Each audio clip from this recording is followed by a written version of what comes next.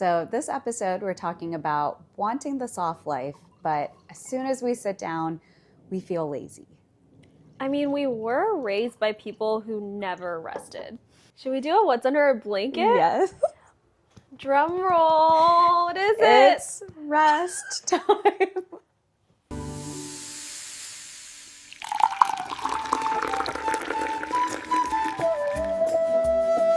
So when you do picture a soft life, what does that look like for you?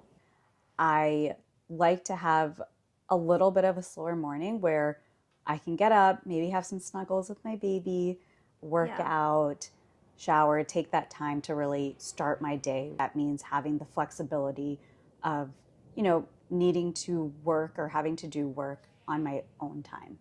I think the biggest thing for me is having the flexibility where it's like, it's okay if I have a day that's super long or super stressful, but I don't want that to be every day.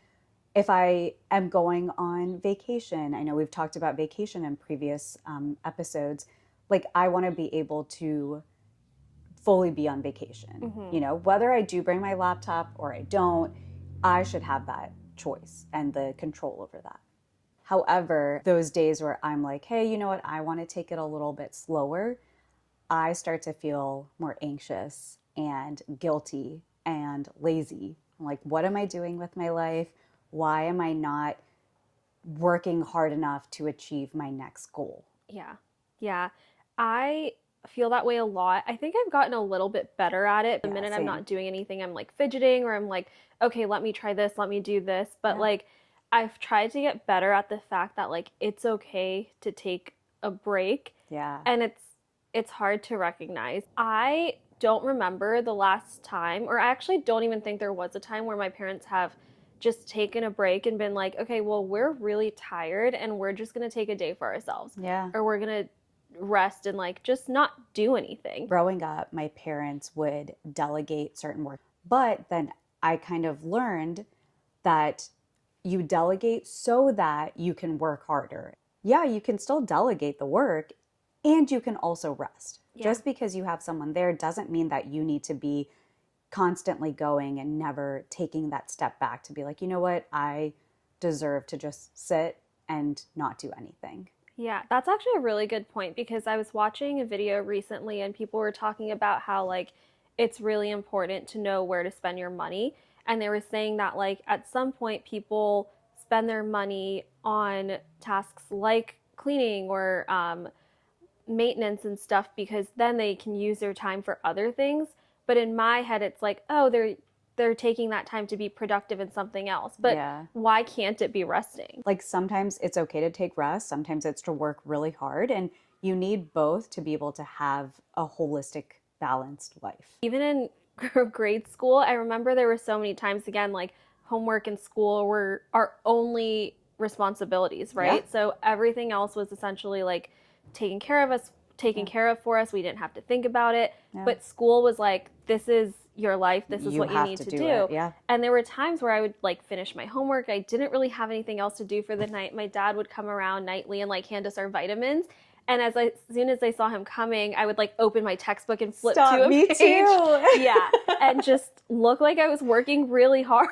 Honestly, I do that to this day sometimes. Yeah, me too. So do you feel like in order to rest, you have to earn it? It's not the best answer, but yeah, sometimes I do feel that way. Like if I haven't had a really hard week or month and then we're planning a vacation, I'm like, oh, should we go on vacation? Like, should we not? Yeah. Is this something that we deserve almost? Exactly. I think that another part of it for me, because of the job that I do, I'm almost not struggling or working as hard as other people because so many people in my life are like doctors or they're like getting their PhD. And then I have to remind myself like, oh, well, I also went to school. I also have my master's and I'm doing so many things where it's like, just because it's not the same struggle or it's not the same difficulty, it's still difficult. It's also okay for life to not be difficult, right? Yeah. You don't need to just work like crazy to say that you're working like crazy. If for you, you're able to accomplish your work within 2 or 3 or 4 hours when it takes someone else's job to take them 16 hours, that doesn't mean you're doing less work. It just means that your work is different.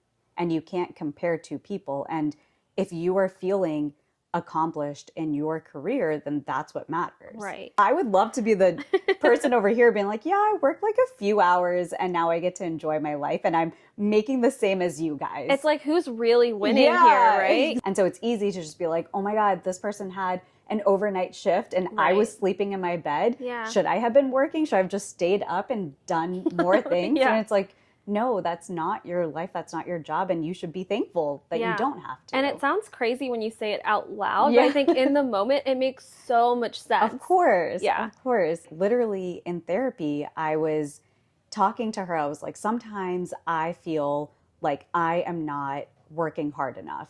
I'll literally be doing work. And in that very moment, I'm like, I am not productive. I'm not like confident enough in my job or my work or whatever. I need to figure out a way to not make that a fact. And it's just crazy how we can shift our mind to like believe the exact opposite sometimes. Yeah. Where do you think it like comes from though? Yeah, I mean, I think like you said, growing up, our parents struggled so that we didn't have to just struggle differently. It's so that we didn't have to struggle at all. Yeah. But ironically, because we saw them struggle, we feel like we have to earn rest or we have to struggle ourselves to make it even more, like make their struggles worth it. The reason that they struggled so much is because they wanted us to have it better than them. Exactly. Yeah. I'm sure you've heard this same story from your mom, but I know my mom always used to tell us that like, oh, to get to work or get to school, they would have to walk through a blizzard and like it was so cold outside. And sometimes I know maybe they were being a little bit dramatic, but that still sticks in my head sometimes where I'm like, wow, they really struggle and we're over here like just calling an Uber to get to wherever we need to go. Yeah, honestly, I don't think it's that we don't want to rest. It's that we don't trust ourselves to rest. Exactly. Yeah. I feel like when I am just sitting, not doing anything, I'm actually more anxious. Like being calm makes me more anxious. Yeah. It's like, what's going on? Something's brewing. Yeah. I feel like we watched our parents sacrifice their comfort, their joy, and just so much ease. And now it's almost like, should we be doing that too? Yeah. Like, do you feel like it's almost disrespectful to enjoy life or take a break? No, I mean, I know my parents wanted me to have a good, happy, like, not easy, but soft life essentially, right? Like, that's why they've worked so hard. But I do think that it comes with so much guilt sometimes because I know how much they sacrificed. I know how hard they've worked. And like, even when I'm on vacation sometimes, I get sad. I've had this conversation with one of my friends who's also a child of immigrants, and we just were talking about how sad it is to just think about like the places that they could have seen or like they want to see and then just don't prioritize because they're focused on so many other things. And I have to really remind myself in the moment that like this is what they wanted. This is what they've wanted. Yeah. But it's really hard. For them, I'm sure just 24/7, whether they were relaxing or not, it was never true relaxation. Versus we get to have that true relaxation and not have to worry about anything. So does that mean that when I am working, I have to really work my butt off so that I'm not taking their hard work in vain? So do you ever feel the pressure to work really hard for them, meaning your parents, and not just for yourself? 100%. Of course, they are like what I think about when I'm trying to achieve that next goal. Constantly being like, oh, but I didn't get this, or I wasn't able to accomplish this, or I need to now work to get that. I'm not able to stay present in the moment. Not to my parents' fault, but in my own subconscious, it's, well, they did so much. If I have this easy, cushy life, why can't I do even more? Do you feel that pressure? I definitely feel that pressure, and I feel like everything that I'm working towards or that I do is for them in a way, which is kind of ironic because everything that they've been doing is for me. I want them to relax and just feel like they don't need to worry about things. It almost feels normal. Yeah. Like when I go home and I see my mom like cooking in the kitchen or she's doing things and she's like tired, to me it's like it's so bad, but I'm like, oh, that's a That's, normal day yeah, for of course her. she's tired. Right. Yeah. But it's like, I want to be able to do more to just relieve some of that stress and day to Yeah. day, like, struggles that they deal with. 100%. I sometimes compare, like, our Desi parents to, like, American parents. And Yeah. sometimes when I talk to my American friends, they're like, whoa, your parents would do that for you, or they did that. Yeah. And I don't even blink twice because I'm like, that's Of normal. course. Why would my mom not make me lunch? Why Yeah. would my dad like not pay for Yeah. XYZ just to like take care of me and make sure that Exactly. like I'm okay and I have my necessities? Yeah. I think as a mom, as a new mom and a first time mom, I'm trying to balance what that struggle or what that sacrifice for my child looks like. I do want to give my child everything. My husband and I talk about like if we could just have him have the easiest life and he doesn't need to work or Mm-hmm. anything, like as bad as that sounds, we're like, you know what? Let him do Stay that. at home son. Yeah, stay Yeah. at home son. I am good with that. Just be a good person, Yeah. but don't need to do anything else. But at the same time, I don't want it to come at the cost of me showing my child that I have struggled so much. I actually want him to see that my mom goes and gets her nails done, or my Yeah. mom has girl trips with her friends and she has so much fun, or my mom actually has someone who can cook and she's not just slaving away over the oven or over the stove and she doesn't get to eat the meal with us. She actually Mm-hmm. eats after us. I want Yeah. there to be that balance of, yes, everything I am doing is to help you have a better life, but it's also to help me have a better life. I want to enjoy this. Is my first time living. This is a really depressing saying, and I'm going to say it quickly so I don't Okay. cry. But have you ever seen that quote where it's like, it's your parents' first time living too? Yeah. I wonder what it'll be like for second and third generation Americans, Oh, it's such a good right? question. They Yeah. have that immigrant background, but they're now not once removed from it, but twice removed from it. Yeah. And I wonder what kind of values or what kind of teachings I want him to carry on. I know I joked saying I want him to be a stay-at-home son, but Yeah. obviously I want him to do even better than me. I'm sure that's what our parents want, right?